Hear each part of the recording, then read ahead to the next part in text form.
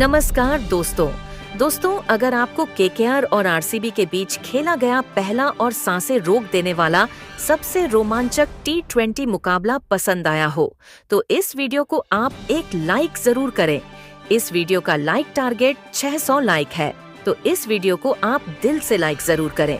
दोस्तों, आईपीएल 2025 की शुरुआत हो चुकी है और इस आईपीएल 2025 के पहले और सबसे रोमांचक टी20 मुकाबले में क्रिकेट इतिहास की दो सबसे बड़ी टीमें एक दूसरे से भिड़ी।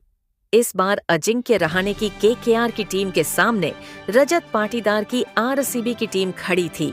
इस रोंगटे खड़े कर देने वाले महामुकाबले में आरसीबी के कप्तान रजत पाटीदार ने टॉस जीता और पहले गेंदबाजी का फैसला लिया और केकेआर टीम को पहले गेंदबाजी के लिए आमंत्रित किया।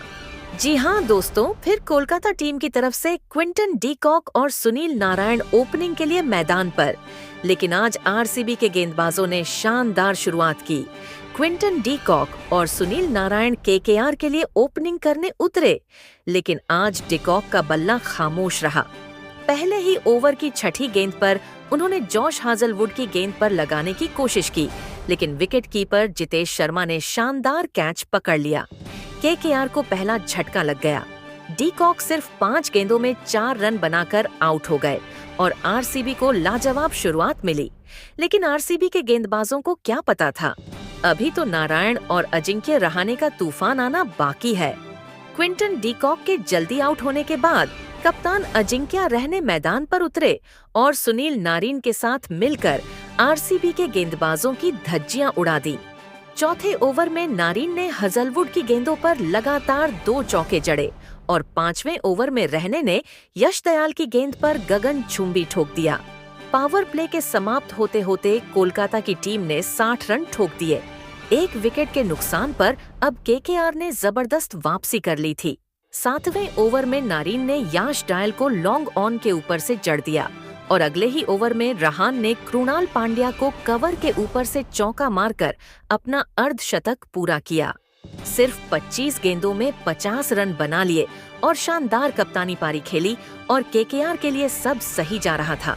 लेकिन 10वें ओवर की आखिरी गेंद पर रसिक सलाम ने केकेआर को जोरदार झटका दिया। सुनील नारायण बड़ा शॉट खेलने गए, लेकिन जितेश शर्मा ने फिर से एक बेहतरीन कैच लपककर उनकी 26 गेंदों में 44 रन की शानदार पारी का अंत कर दिया और यहां से अब आरसीबी के गेंदबाजों ने फिर वापसी कर ली।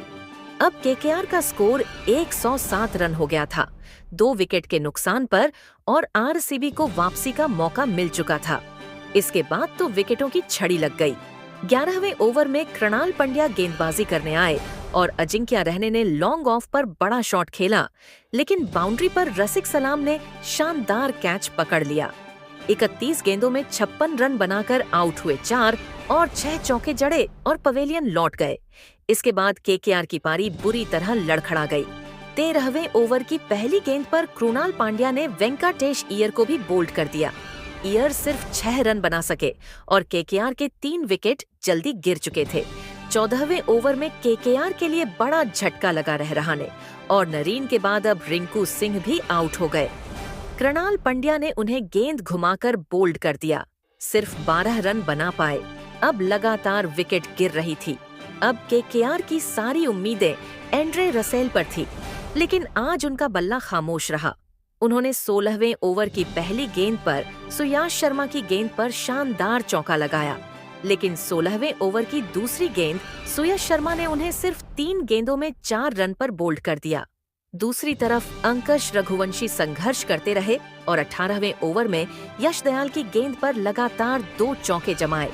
उन्होंने 22 गेंदों में 30 रन की अहम पारी खेली।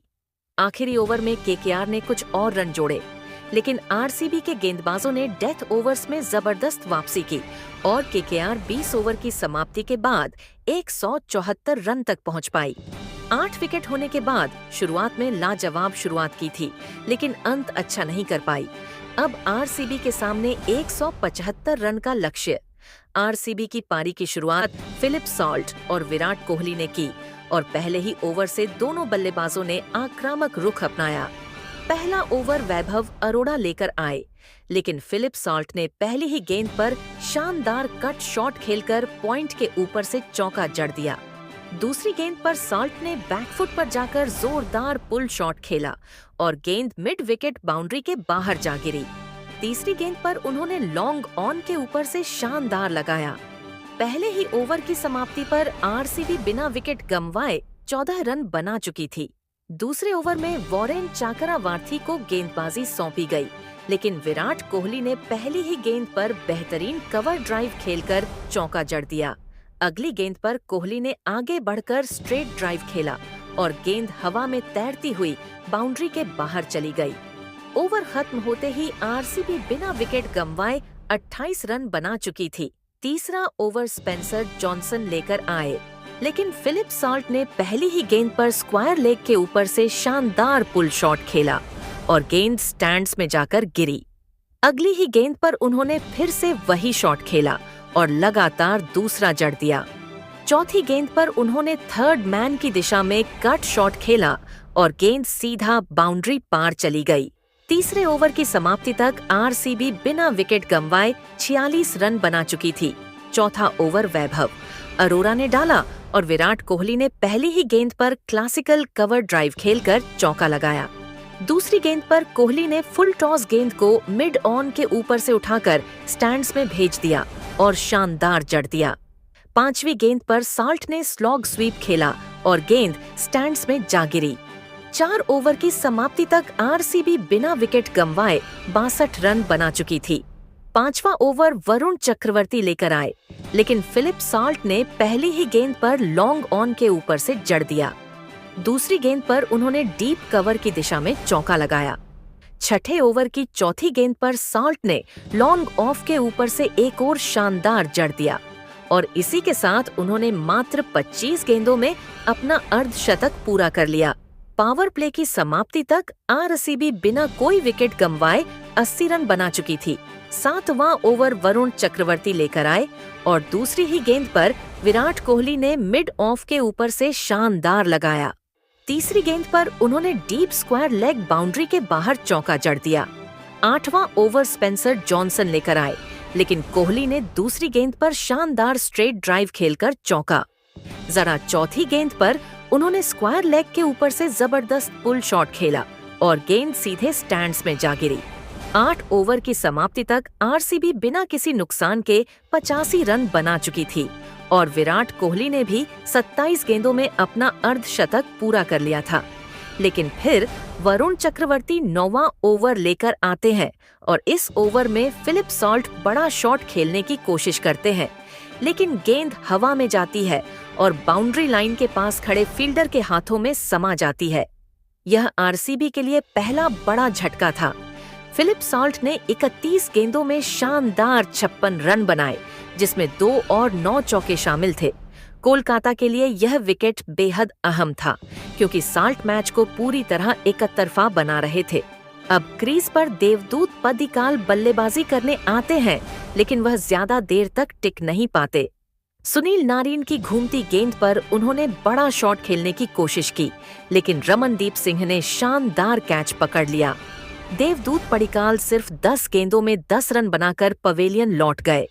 आरसीबी को लगातार 2 झटके लगे, लेकिन दूसरी तरफ विराट कोहली पूरे आत्मविश्वास के साथ बल्लेबाजी कर रहे थे और अपना स्कोर 56 रन तक पहुंचा चुके थे। अब क्रीज पर रजत पटेल आते हैं और आरसीबी को जीत के लिए 37 गेंदों में 38 रन की जरूरत होती है। यहाँ से विराट कोहली और पाटीदार मिलकर धीरे धीरे लक्ष्य की ओर बढ़ते हैं। विराट चौके से स्ट्राइक रोटेट करते हैं, जबकि पाटीदार भी कुछ शानदार शॉट खेलते हैं। 16 ओवर की समाप्ति पर आरसीबी का स्कोर मजबूत स्थिति में था, लेकिन अब भी जीत के लिए 20 गेंदों में 25 रन की दरकार थी। क्रीज पर मौजूद विराट कोहली और रजत पाटीदार संभल कर खेल रहे थे, क्योंकि उन्हें पता था कि एक और विकेट गिरा तो मैच में कोलकाता की वापसी हो सकती है। गेंदबाजों पर दबाव बनाने के लिए दोनों बल्लेबाजों ने अगला गियर लगाया और 17वें ओवर की पहली ही गेंद पर पाटीदार ने शानदार कवर ड्राइव खेलकर चौका। जरा कोलकाता के फील्डर हैरान रह गए, क्योंकि यह शॉट पूरी तरह तकनीक और टाइमिंग का कमाल था। इसके बाद अगली कुछ गेंदों पर दोनों बल्लेबाजों ने समझदारी से खेलते हुए सिंगल और डबल्स ली, जिससे रन रेट काबू में बना रहा। विराट कोहली ने 17वें ओवर की आखिरी गेंद पर स्क्वायर लेग की दिशा में एक और चौका जड़ दिया, जिससे आरसीबी का स्कोर और आगे बढ़ गया। अब जीत के लिए 18 गेंदों में सिर्फ 15 रन की जरूरत थी और आरसीबी के लिए यह केवल औपचारिकता बची थी। 18वें ओवर में रजत पाटीदार ने मिड विकेट की दिशा में जोरदार पुल शॉट खेलकर एक और चौका लगा दिया, जिससे मैच पूरी तरह से एक तरफा हो गया।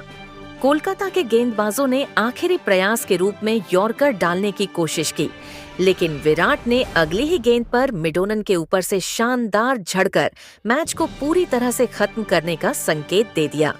अब जीत के लिए सिर्फ 4 रन बाकी थे और आरसीबी के डगआउट में जश्न की तैयारी शुरू हो चुकी थी और अब यहाँ पर आरसीबी की टीम आराम से यह मुकाबला जीत जाती है। आप इस लाजवाब प्रदर्शन के बाद आरसीबी टीम को 10 में से कितने नंबर देना चाहोगे, हमें जरूर बताइएगा। तब तक के लिए जय हिंद जय।